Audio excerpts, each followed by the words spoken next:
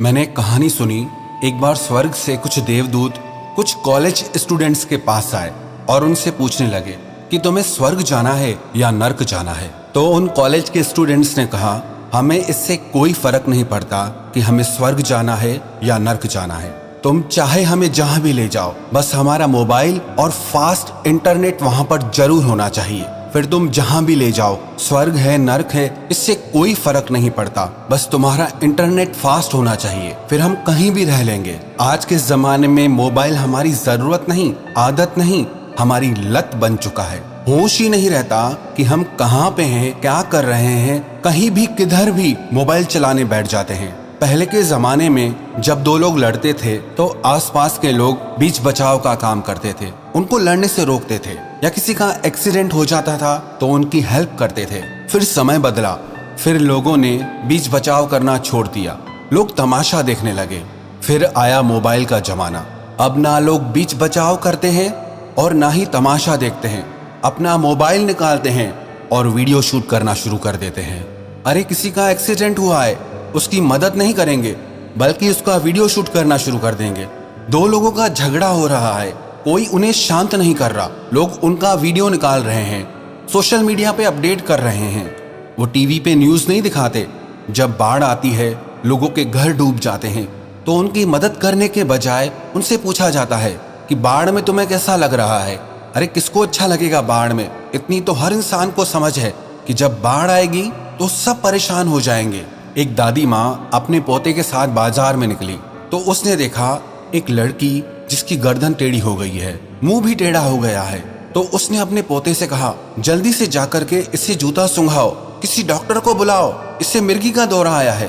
तो उसके पोते ने कहा कि इससे कोई मिर्गी का दौरा नहीं आया है दादी, ये तो हाथ में मोबाइल निकाल करके अपनी सेल्फी निकाल रही है। वो दादी बड़ी हैरान हो गई, ये कैसी सेल्फी है जिसके लिए मुंह और गर्दन टेढ़ी करनी पड़ती है? इतने अच्छे खासे मुंह को कोई टेढ़ा कर रहा है, कोई कुछ कर रहा है। ये तो अच्छा हुआ कि हमारे भारत में ये टिकटॉक की बीमारी बंद हो गई, नहीं तो लोग क्या क्या कर रहे थे। कोई ट्रेन की पटरी पे लेट जा रहा है, कोई बाइक से कूद रहा है, कोई सड़क पे लेट जा रहा है, मतलब कुछ भी पागलपन करना है। और कमाल की बात तो ये है कि लोग उसे देख भी रहे हैं, लोगों को मजा आ रहा है ये सब देखने में। आज़ादी से पहले सर उठाकर जीने का मतलब ये था कि हमारा देश आज़ाद हो जाए। सर उठाकर वही इंसान जी सकता है जो मोबाइल नहीं चलाता, और जो सारा दिन मोबाइल में घुसा हुआ है वो अपना सर ऊपर कैसे करेगा? मुझे नहीं लगता जो लोग बहुत ज़्यादा मोबाइल चलाते हैं वो लोग रोज चांद सितारों को देखते भी होंगे। कभी ना ऐसा हो कि इनको मोबाइल में न्यूज़ आए कि अब आसमान में चांद सितारे नहीं निकलते, तो इन्हें पता चलेगा कि आसमान में चांद सितारे होते भी थे। मोबाइल में न्यूज़ पढ़ के इन्हें पता चलेगा कि अब चांद सितारे नहीं निकला करते हैं। आप लोग जो मुझे सुन रहे हो, सच सच बताना, आखिरी बार आपने चांद सितारों को कब देखा था? कमेंट करके ज़रूर बताना। लोगों का ध्यान ही पता नहीं कहाँ है। 4 लोग कार में जा रहे हैं, चारों बात कर रहे हैं पर आपस में नहीं, चारों अपने अपने फ़ोन पे लगे हैं। लोग फैमिली डिनर के लिए जाते हैं, जाते तो सब साथ हैं पर हर कोई अपने ही फ़ोन में लगा हुआ है। कोई फ़ोटो लेने में लगा है, कोई सोशल मीडिया अपडेट करने में लगा है। पता नहीं हो क्या गया है लोगों को। सब लोग साइबर ज़ॉम्बीज़ बन गए हैं। मुझे अपनी लाइफ की एक पुरानी बात याद आई। एक समय था जब मोबाइल नहीं हुआ करते थे, तो मेरे कुछ फैमिली मेम्बर यूएस और यूरोप में रहते हैं, तो हमारे घर में जो टेलीफोन था उसमें आईएसडी की सुविधा नहीं थी, तो पीसीओ बूथ हुआ करते थे। तो हम सारी फैमिली मिल करके उस पीसीओ बूथ पे जाते थे और सब लोग मिल करके अपने फैमिली मेंबर्स से बात किया करते थे, और मन में बहुत खुशी सी होती थी उनसे बात करके। अब तो पीसीओ बूथ बंद हो गए हैं। पता नहीं आप लोगों में से कितने लोग पीसीओ बूथ पे गए होंगे पहले। अपनों से बात करके बहुत खुशी मिलती थी। और अभी इस टाइम पे यूएस में जो हमारे फैमिली मेंबर रहते हैं वो कहते हैं कि अब यहाँ से इंडिया कॉल्स फ्री हो गए हैं। पर कमाल की बात बताऊँ क्या है, फ़ोन्स तो फ्री हो गए हैं पर अपनी लाइफ में अब वो भी बिजी हो गए हैं, हम भी बिजी हो गए हैं। एक्चुअली में मुझे किताबें पढ़ने का बहुत शौक है। किताबें लेने के लिए मैं कहीं भी चला जाता हूँ, चाहे कोई लाइब्रेरी हो, कोई बुक स्टोर हो। और कुछ लोग आपने शायद देखे होंगे जो रद्दी के भाव में किताबें बेचते हैं, कभी कभी वहाँ भी चला जाता हूँ और कई बार वहाँ पे बहुत अच्छी अच्छी बुक्स भी मिल जाती हैं। वैसे मेरा रूम किताबों से भरा रहता है, लेकिन जो मेरा बेड है वहाँ पे भी बहुत सारी किताबें पड़ी रहती हैं। तो जो लोग मुझसे मिलने आते हैं या काउंसलिंग के लिए आते हैं, वो कहते हैं कि आपके बेड पे इतनी सारी किताबें पड़ी हैं, आपको नींद कैसे आती है? मैं कहता हूँ कि ये किताबें मेरे बेड पे पड़ी हैं, इसीलिए मुझे बहुत अच्छी नींद आती है। एक सच्ची बात बताऊँ आपको, आप रात को सोने से पहले आधा घंटा मोबाइल चलाओ, आपकी नींद 2 घंटे के लिए उड़ जाएगी। और आप सोने से पहले आधा घंटा किताब पढ़ो, आपको आधा घंटा पूरा होने से पहले ही नींद आ जाएगी। अभी कुछ समय पहले मुझे एक माताजी मिली, वो बता रही थी अपने बच्चों के बारे में। बोल रही थी, मेरे बच्चे ऐसे हैं जो टॉयलेट में भी मोबाइल लेके जाते हैं। हद कर दी है आप लोगों ने। अरे थोड़ी देर तो शांति से बैठा करो। कोई मर रहा है वहां पे भी मोबाइल ले जाएंगे, किसी को शमशान ले जा रहे हैं वहां पे भी मोबाइल चालू है, किसी की श्रद्धांजलि सभा है वहां पे भी मोबाइल चालू है। मैं ये नहीं कह रहा कि मोबाइल फोन चलाना गलत बात है, ये तो आज की जिंदगी की जरूरत बन गया है। इससे हमारे बहुत सारे काम आसान हो जाते हैं, बहुत सारे बच्चे इससे पढ़ाई करते हैं। पर आप सच्ची सच्ची बताना, आप इससे काम कितना करते हैं और आप इसमें टाइम कितना खराब करते हैं? कभी सोच कर देखना।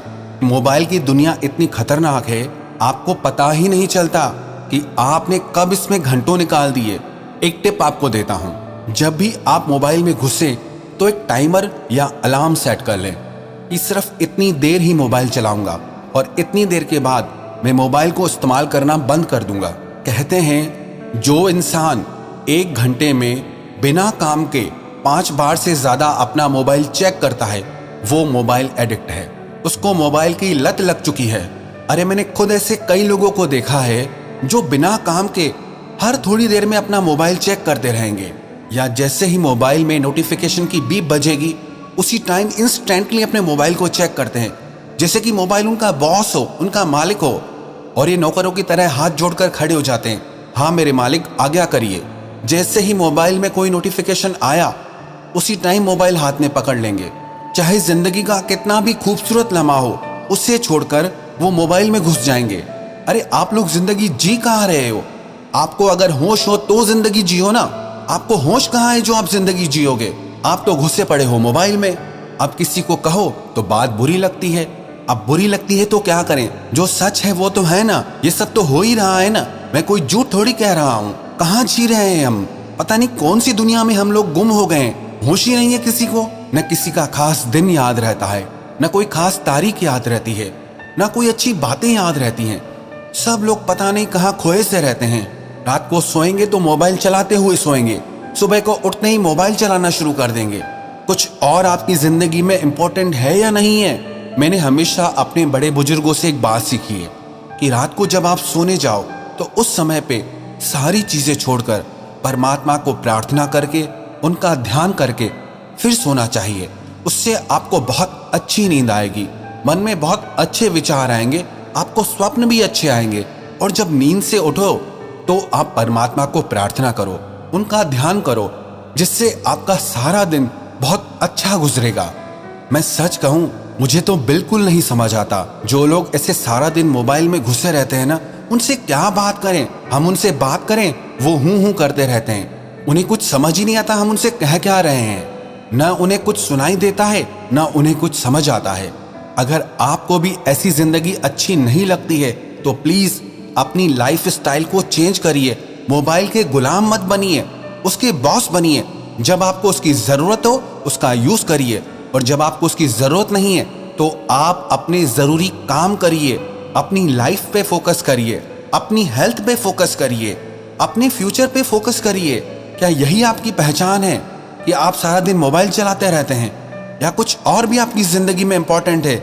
आज अगर मेरी बातें आपको बुरी लगी हैं तो मैं इसके लिए माफी बिल्कुल नहीं मांगूंगा, क्योंकि मैं चाहता हूं ये बातें आपको बुरी लगे, ये बातें आपको चुभें।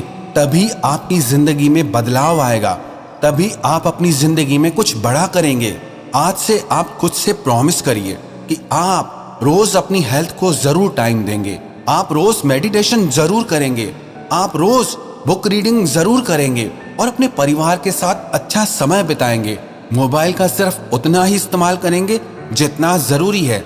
अगर आप चाहते हैं ना कि आपकी जिंदगी में कुछ चेंज आए तो उसके लिए आपको चेंज होना पड़ेगा। जब आप चेंज होंगे तभी आपकी लाइफ भी चेंज होगी।